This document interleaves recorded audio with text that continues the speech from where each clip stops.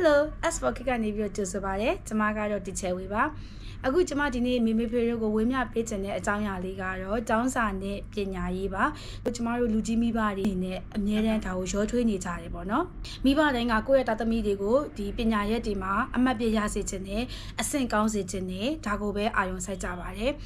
ဒါပေမဲ့ကျမတို့အနေနဲ့ကိုယ့်ရဲ့ကလေးတွေကိုပေါ့နော်စမ်းစစ်ဖို့အချက်တွေရှိပါတယ်ပညာရေးတွေမှာသင်ယူပြီးတဲ့အခါမှာပေါ့နော်ကလေးတွေကအချက်လက်သတင်းစကားတွေကိုစစ်စစ်တက်ရဲ့လားအကျိုးသင့်အကြောင်းသင့်ဝေဖန်ပိုင်းခြားတက်ရဲ့လားအမှားမှန်ကောင်းဆိုးတွေကိုရောနားလေခွဲခြားနိုင်ရဲ့လားပေါ့နော်ပြီးရင်တတမမီလေးတွေကကိုယ့်ရဲ့မိသားစုမဟုတ်ဘဲနဲ့တခြားလူနေမှုအတိုင်းဝိုင်းမှာရောလိုက်ရောညီထွေစွာပြောဆိုဆက်ဆံတတ်ရဲ့လားအချိန်နဲ့အချိန်ခါကိုနားလည်ရဲ့လားဆိုတာကိုလည်းလေ့လာဆန်းစစ်ဖို့ကျမတို့မိဘတွေအနေနဲ့ဆရာဆရာမတွေအနေနဲ့လိုအပ်ပါတယ်ပေါ့နော်ကလေးတွေကိုစာအုပ်ထဲကစာတွေကိုအလွတ်ရခြင်းထက်အကြောင်းအရာတွေကိုတကယ်သိသက်နားလည်ဖို့အတွက်ဖေဖေမေတို့အနေနဲ့လေ့လာဆန်းစစ်ဖို့ကအရေးကြီးပါတယ်ပြီးတဲ့အခါမှာတတမီလေးတွေကလည်း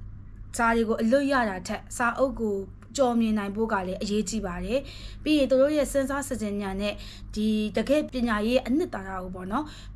မြင်နိုင်ကြပါစေရှင်ဒါဆိုရင်ကျမတို့နောက်ထပ်ဗီဒီယိုလေးမှာပြန်လည်တွေ့ကြမယ်နော်